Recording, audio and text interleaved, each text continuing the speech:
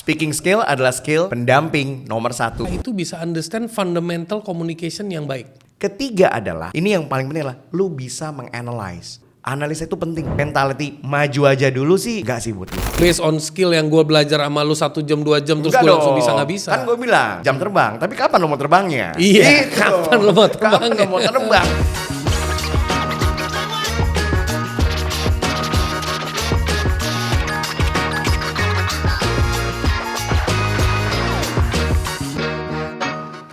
Welcome back Big Thinkers. Hari ini gue sama Kemal lagi. Wow, thank you diundang lagi ya. Luar biasa. Terima kasih.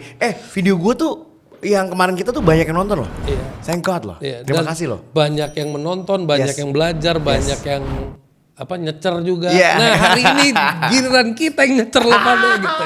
Kalau nyecer udah makanan gue hari-hari. Di live TikTok gue juga banyak yang nyecer. Emang sales sejati itu fokusnya adalah rejection is their food. Bener, iya kan? bener. Gue udah tiap hari kok dibilang, ya ujung-ujungnya dagang. Lah? Iya. Kalau nggak dagang mau ngapain lagi ya kan? Masa diem aja? Iya benar. Iya kan? Tapi kalau ngomongin dagang gitu ya, banyak orang itu masih punya ini bro, masih punya yang namanya mentalitas lo itu kalau kasih value ya lo kasih. Iya. Kalau mau bantu ya lo bantu. Punya pemikiran-pemikiran seperti itu. Iya. Begitu ada selling itu kayak mereka lo dagang, kayak kesannya dagang itu is the biggest I sin. know, kenapa ya? Gue juga bingung loh. Sampai kayak yang banyak itu exactly yang gue dapetin juga. Nggak semua, tapi aura-aura yang seperti lu bilang tadi itu gue rasain juga sih. Iya. Dimana orang bilang, ya elah, contoh karena gue punya tagline kan, memajukan bangsa atau menyalahkan bangsa lewat bicara kan. Iya. Lu kalau pengen nyalain bangsa, kenapa lu dagangin? Iya. Lah kan namanya juga Theo, ada praktek yang pengen gue jelasin ke semua, dan if you want it you can get it.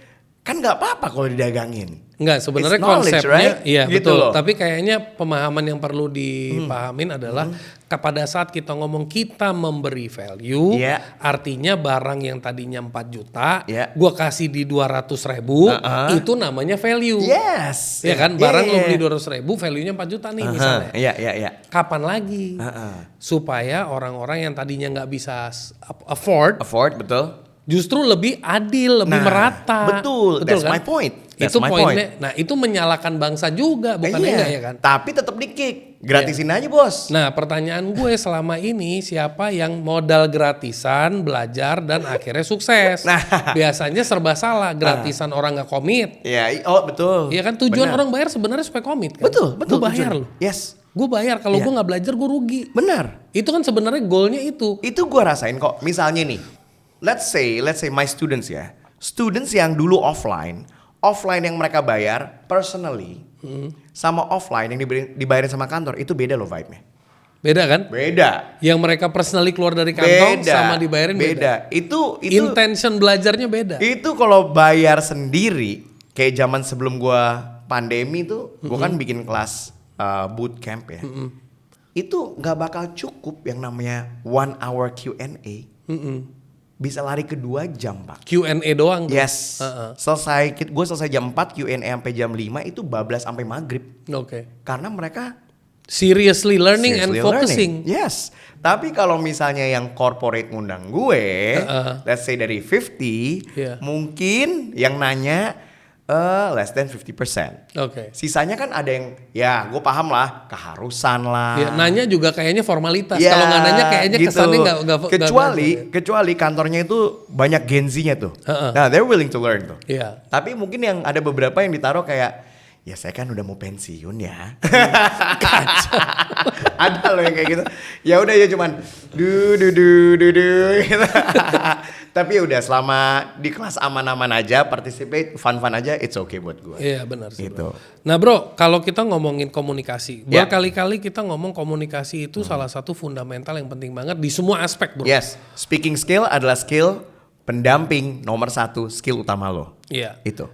Mau urusan sama orang tua, kalau lu nggak bisa ngomong yang benar, Yes. salah. Ya. Sama spouse, Betul. salah. Sama anak, Semuanya, kacau, ya kan? semuanya, betul. Ngomong sama bos, Nah itu beda-beda loh caranya. iya. Yes. Ngomong sama bos beda, ngomong sama kolega kantor, Yes, beda lagi. beda lagi. Ngomong sama customer, beda lagi. Ngomong beda. sama investor, beda Beda lagi. lagi. Ini different people, different way of communicating, Yes, ya kan? betul. Belum lagi ada yang ngomong sama orang yang dominant type, Nah. ada yang ngomong sama orang yang mungkin intuitive type. Yes. Jadi different people juga Yeah. another lagi. Benang merahnya apa dan gimana kita itu bisa understand fundamental communication yang baik? Oke, benang merahnya balik lagi, lo tahu number one, ya, seperti yang gue bilang kemarin, number one, you know what to talk about. Itu nomor satu itu. Kedua, lo tahu cara ngomongnya kayak gimana. Ketiga adalah, ini yang paling penting adalah, lo bisa menganalyze. Oke, orangnya seperti ini, berarti gue tone-nya ngomongnya kayak begini. Oke, Itu, analisa itu penting loh. analisa. Ya. That's why gue harus tahu. Kayak gini deh, gue nge-MC. Oke, ini kayak wedding deh. Besok gue ada di Bali. Boleh tahu nggak yang di Bali ini lebih ke teman-teman kah? Itu gue harus tahu loh. Iya. Teman papa mama kah? Heeh. Apa teman lo? Heeh. 80% Mas Kemal semuanya teman orang tua gue. Jadi gue tahu tone gue seperti apa. Oke, karena beda nih. Beda. Oke. Begitu weddingnya acara lebih ke teman-teman, gue tahu tone-nya seperti apa. Itu nggak sama bro. Nggak Oke. sama. Even though rundown-nya sama. Oke. Nah, the next skill yang lo harus adalah lo harus punya skill menganalisa gitu. Ketika ketemunya sama orang tua, gue ngomongnya kayak gimana ya? Dan itu kecepatan lo adapt untuk langsung tahu gimana cara ngomongnya. Itu harus ada juga di lo. Bro. Contoh kayak kemarin nih ya, gua baru dapat case study di mana Gen Z ngomong sama boomers. Nah si Gen Z ini nggak ngerasa salah karena dia ngomongnya kalian. Boomersnya ngerasa, what? Lu kok nggak ngekalianin? What? Kok lu ngekalianin gue Iya kan? gitu kan? Nah, kalau Senior ngekalianin nih, gue, senior nih. ya kan gitu. Akhirnya the guy ended up diceramahin selama sejam karena ketidaksopanannya. Iya. Nah, si boomersnya ini bingung, si Gen Z-nya bingung. Gue salah di mana ya? Ya. Nah, berarti menurut gue lu nggak ada salah. Yang salah adalah lu kecepatan menganalisa. Oke, mereka adalah generasi sekian yang harusnya kecepatan gue berpikir dan beradaptasi ngomongnya bukan kalian tapi bapak ibu. Iya. Benar. Itu aja. Iya. Gitu. Dan kecepatan itu Pak, itu menurut gue harus kenceng banget. Oke. Itu harus cepet tuh. Itu adalah satu skill yang gue nggak ada coachingnya tuh. Iya. Gue cuma mau bilang ke lo semua, jadilah orang yang cepat menganalisa siapakah lawan bicara lo. Kayak gue harus cepet dong. Misalnya Tapi itu based on jam terbang, bro. based on jam terbang pasti. Bukan based on skill yang gue belajar sama lu 1 jam 2 jam terus Enggak gue langsung dong. bisa nggak bisa. Kan gue bilang jam terbang. Tapi kapan lo mau terbangnya? Iya, kapan lo mau terbangnya? Kapan lo mau terbang? Jangan sampai nggak terbang. Iya. Kayak nawarin Kemal speaking camp ke corporate, ya. Kayak lo deh gue ngomong ke lo. Sama yang jual karpet itu beda kan Pak Iya, cara bener. ngomongnya. Iya. Ya kan cara ngomongnya beda. Iya. Gitu. Kenapa lu mendadak pilih karpet? Muka gue kayak penjual karpet. Karena baru aja ada yang DM. Oh, oke. Kok bisa pas ya? Alright. Jadi itu emang beda bro. Oke. Emang beda caranya. Emang dan kecepatan lu itu yang harus apa ya? Harus lu asah lah kayak gitu ya. Yang gue pernah bilang sama teman-teman sales, kalau jualan mobil, ketika yang datang bapak-bapak, ibu-ibu, anak-anak, tonasi lu harus berubah. Betul. Itu. Oke, bro. Sering kali orang ngomong begini. Lu pinter ngomongnya, bro. Lu jago ngomong, gue nggak bisa ngomong sama lu. Lu terlalu jago, lu ada aja jawabannya. Ngeles. Ya kan? Ngeles. Lu jago ngeles gitu kan. Padahal menurut gua kalau gua ngelihat 2 orang lagi ngomong begitu, yang satu punya masalah, dia banyak isinya tapi susah mengeluarkan. Ya. Yang satu dia punya kemampuan mengartikulasikan dengan baik, mengkomunikasikan dengan baik, bahkan dia bisa mengkontekstualize komunikasinya. Balik lagi kalau gue sih ngelihatnya kalau ada 2 orang yang seperti itu, emang you gotta learn. Kasihan nomor 1 kan. Yang number 1 kasihan loh. Dia punya banyak di otaknya, cuman nggak bisa ngomong. Iya. Itu yang sangat disayangkan tuh. Heeh. That's why you gotta learn how to talk. Apa yang ada di sini kalau nggak dikeluarin ya udah, dengan benar. dengan benar, Iya. no one will know what's in your head, bro. Iya. But I always In marriage aja kan suka gitu kan.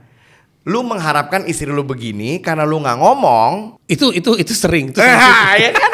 Gara-gara lu berharap ada di sini. ekspektasi gue ngarep lo ngerti gue. Iya kan harapannya gue udah tahu lu kalau misalnya lu ke restoran itu lu beliin ini gue gitu. Mungkin dia bilang, kenapa lu nggak ngomong? Iya kan? Kenapa lu nggak ngomong? Atau nggak sebaliknya? Itu lebih sering gue sih gitu loh. Gue pesen kopi, kok kamu nggak beliin yang less sugar sih buat aku? Emang lu mau ya? Gitu. Kenapa lu nggak ngomong? Kan lu tau gue mau order kopi. See what's in her mind, dia nggak communicate. Ya gue dengan rasa nggak bersalah gue pesen-pesen aja tanpa nawarin gitu. Misalnya ini misalnya ya. Tapi kan gitu. konteks nawarin itu kan adalah bagian dari ethics. Lu mau nggak? Ya. Gitu kan? Tapi ada communication kan di situ. Nah itu yang situasi yang kayak tadi itu gue kasihan. Nah akhirnya. Lu pernah nggak ketemu orang-orang kayak begitu? Gue sering ketemu orang kayak gitu. Sering. What do you do? Gue cuma bisa puk-puk dia doang. Kasihan lo bro. Vendors. Serius lu? Gue vendors. Gue cuma Lu gini. sih gila. Gue sih gini nih. Gue vendors. Ini kejadian real bro. Vendor yang gue ketemu, kita sesama vendor kita pitching. Kadang-kadang di dunia wedding itu kita ada yang suka, kita udah kayak meja sidang nih. Dari tim MC, tim ini kita propose. Nah ada beberapa vendor yang gue tahu dia bagus bro. Karena gue pernah kerja bareng sama dia. Cuman dia nggak bisa ngomong. Jadi worknya bagus Karena gue di bisnis ini udah mau 15 tahun. I know the brand. Cuman karena orang salesnya nggak bisa ngomong, jadinya digali terus pertanyaan kayak, duh salah nih ngomongnya, gitu bro. Jadi gue kasihan sih to be honest. Dan itu yang banyak kejadian tuh. Yang digali oleh siapa barusan? Oleh si klien. Oh klien malah. Klien nanya-nanya terus. Harusnya kebalik, salesnya yang nanya-nanya ke klien terus sampai dapat ke hal yang tepat. Betul, harusnya salesnya ngejelasin terus dong kita gini. Karena dia ngejelasinnya A B C D E F. Blank. Ntar ditanya lagi. Dan akhirnya sana juga nggak tertarik gitu loh. Jadinya kayak kentang ya, ngomongnya kayak kentang. Nah kita baru udah selesai nih di ruangan. Nah TM-nya kita keluar. Aduh bro, gue cuma gitu doang. Lu tadi mau ngomong apa sih? Gitu. Aduh hancur nih Mas Kemal. Aduh ya lu mau ngomong apa sih tadi sebetulnya? Gitu. Gue tahu produk lu bagus kok. Gitu. Tapi lu tadi lu mau ngomong apa? Gue bilang, gue gugup Mas. Karena dia begini gitu. Mungkin dia nyecer vendor A, mungkin dia cerita mengenai pengalaman si kliennya Parno karena pernah nikahin anaknya gini. Akhirnya dia udah Parno duluan, gitu. Itu sering bro terjadi kayak gitu. Dan gue cuma, aduh kasihan sama lu. Asli gue kasihan kayak gitu. Dan itu nggak sekali dua kali gue temuin. Lot of things in their head, they have good products, tapi mereka nggak bisa ngomong. How do you handle? Gimana lu nge-handle rasa gugup bro? Lu ya. Gugup will always be there. Gugup will always be there. Trust me. Yang cuma bisa dilakukan adalah diredam. Caranya? Dikurangin. Caranya? Dengan latihan. At least simpelnya deh. Perlu napas kah? Perlu tarik napas kah? Perlu ngelakuin apa yang gue jelasin di video gue. Itu semuanya. Practice until it becomes sort of like a habit. Gak mungkin sih. Let's say you put your sweat and blood in it, gitu ya, and you rehearse for 7 days in a row. On D-Day, pasti keluarnya bagus deh pak. Pasti. Dan on D-Day tetap akan gugup juga, cuman kemampuan menghandle yang berubah. Tapi gugupnya lo latihan 7 hari sama lo nggak latihan sama sekali itu beda pak. Beda itu pasti. Kan banyak orang suka ngomong kayak gini. Sekarang kan kalau komen-komen kan suka kayak gitu kan. Yang penting maju aja dulu. Ntar dulu, yang penting maju aja dulu untuk tujuan apa nih? Gue sih nggak mau ya main maju aja dulu. Kalau misalnya we're talking about let's say 50 million contract deal, tapi gue main maju aja dulu, gue sih nggak mau. Gue lebih prefer rehearse. Misalnya gue sama partner gue, kita ngomongin apa ya? Lu bagian ini, gue bagian ini ya. Ntar gue ngomongin kayak gini ya, gini. I prefer to rehearse. And to read it all out again dan coba lagi daripada udah maju aja dulu. Kalau maju aja dulu mungkin di sekolah nggak apa-apa kali ya. When you're talking about like business wisely, mentality maju aja dulu sih enggak sih buat gue. Berarti lu sangat percaya tentang bukan practice makes perfect, tapi practice makes good progress. Yes, pasti itu, pasti. Banyak banget orang live TikTok, live di social media, tangannya nggak gerak, diem aja gini nih. Kaku. Kadang-kadang cuman begini ngomong. Ngomong. Gitu kan. Nggak pernah di tengah. Nggak pernah di tengah. Iya. Justru zonanya di mana? Nah, itu penting. Simple, terapi aja. Di video gua ada kan. Lu suka lagu apa? Seslow lagunya Celine Dion. Nah, ini yang sekarang terjadi adalah masih banyak orang mikir bahwa public speaking itu buat MC dan penyiar radio dan presenter. Ngomong-ngomong orang tuh pernah kesel sama lu di podcast ini Oh, iya. soal gorengan. Banyak banget itu. Lu Sampai pada ngomongnya- berantem kan? Iya.